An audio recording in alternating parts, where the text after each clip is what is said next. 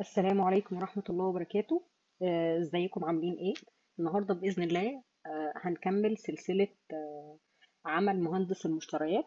احنا كنا اتكلمنا في الحلقة اللي فاتت عن طريقة عمل مهندس المشتريات، وكنا اتكلمنا ايه الأوراق اللي المفروض هو بتبقى معاه، زي عقد المشروع، زي المقايسة اللي هي البي او كيو والسبيكس ولوحات التندر وهكذا. وقلنا بعد ما بيستلم الحاجات دي هو المفروض ان هو بيعمل ايه. فأنا بس كنت حابة أوضح شوية حاجات. زي مقايسة المشروع، ايه هي عبارة عن جدول كده بيبقى موجود في البنود والوحدة بتاعتها، الوحدات يعني، والكميات بتاعتها، وساعات بيبقى فيها الأسعار بتاعت الوحدة دي بناء على اللي جالي من الكوست كنترول. تمام. فالمقايسة بيبقى مكتوب فيها البند لكل حاجة، مشروح فيها كل حاجة بالتفصيل. مشروح فيها مثلا لو هيدي وش دهان عايز كام وش دهان وهكذا. ومشروح فيها كمان الدهانات دي لونها ايه، ومشروح فيها برضو هو عايزها من انهي شركة. ومشروح فيها أدق أدق التفاصيل. وفي حالة إن المهندس ما بيلاقيش التفاصيل مظبوطة في البي او كيو، أو مش مظبوطة، ما بيلاقيهاش كاملة في البي او كيو، طبعا بيروح للسبيكس. السبيكس بيبقى مشروح فيها تفاصيل التفاصيل بقى عن كل بند من البنود المكتوبة في المقايسة، وحتى التشطيب بتاعها يبقى عامل ازاي، وحتى طريقة التركيب بتاعتها بتبقى عاملة ازاي، فبيبقى مشروح أدق التفاصيل. وطبعا بعد كده، بعد ما بنطلع البند بالتفاصيل الدقيقة بتاعته سواء من البي او كيو أو السبيكس اللي جاي لنا مع الباكج بتاعت التندر، بنروح للوحات الشوب دروينج علشان نعمل تشيك سريع كده على الرسومات، اسمها ايه، الارقام اللي محطوطه لي في البي او كيو. الارقام دي صح؟ الكميات اللي محطوطه لي في البي او كيو الكميات دي صح ولا لا؟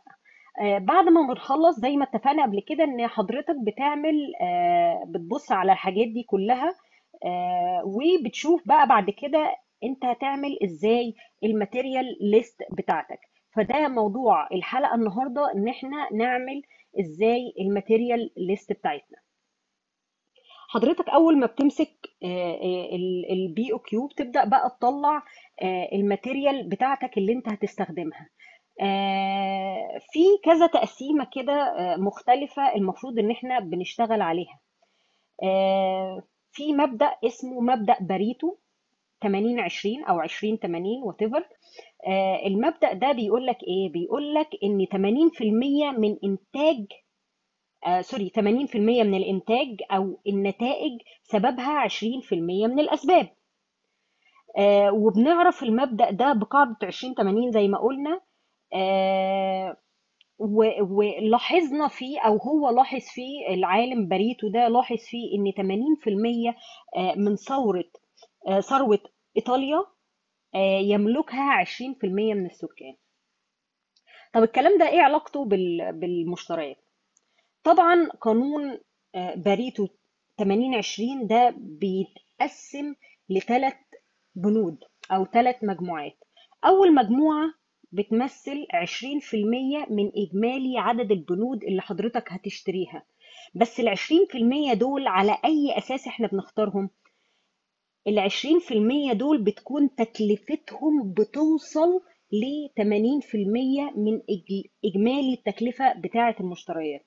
يعني احنا أول مجموعة بنقسمها على أساس إن هي البنود بتبقى 20% من البنود بس سعرها بيبقى عالي وبيوصل لحد 80%. دي بالنسبة لأول مجموعة. المجموعة التانية بتبقى حوالي 30% من عدد البنود، بس تكلفتها بتوصل حاجة بسيطة، اللي هو بحوالي بتوصل ل 12 15% بالكتير قوي من تكلفة المشتريات. تمام. تالت مجموعة بتبقى حوالي 50% من إجمالي عدد بنود المشتريات بتاعتك.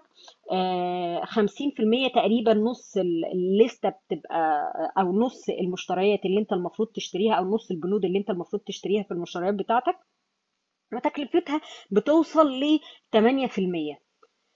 علشان كده وانت بتتفاوض الحاجة اللي هتبذل فيها مجهود أكبر هي طبعا المجموعة الأولى عن الباقي. طبعا الباقي كله هتتفاوض فيه وكل حاجة، بس الحاجة اللي هتفرهط فيها أكتر وتبذل مجهود فيها كبير هي اللي هي 80. وفي كذا مبدأ من مبادئ التفاوض المفروض ان احنا ان شاء الله باذن الله هنتكلم فيه بعد كده. بس حاليا هنتكلم ان انت اما تيجي تتفاوض لازم تتفاوض بقوة عن المجموعة A اللي هي بتمثل 20% من عدد البنود، علشان هي تكلفتها بتبقى عالية. فحضرتك كل ما توفر فيها او كل ما تتفاوض فيها اكتر وتجيب اعلى سعر فيها، كل ما هتقلل الى حد ما نسبة ال80% من اجمالي التكلفة. وده شرح بسيط لأول بند كنت حابة أتكلم فيه. مش عايزة أطول عليكم. أتمنى إن شاء الله بإذن الله الناس اللي بتتابعني تسمع الريكورد مرة، بعد كده تسمعه مرة كمان.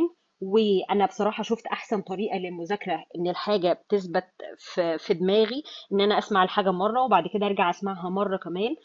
والمرة التانية اللي انا بسمعها فيها بيبقى معايا ورقة وقلم، وبسكت اللي بيتكلم، بوقف الفويس وبعد كده بكتب وبعد كده برجع اشغله تاني، وهكذا. تبقى الحاجة عندي سمعتها مرة، تاني مرة سمعتها وانا بسمعها بكتبها علشان تبقى موثقة عندي، والحاجة بتثبت في دماغي أكتر. طبعا كل واحد غير التاني في الموضوع ده، بس أنا حبيت أقترح عليكم الاقتراح ده. إن شاء الله أكون بفيدكم، وبإذن الله هنكمل مع بعض بقية سلسلة المشتريات. شكرا، والسلام عليكم ورحمة الله وبركاته.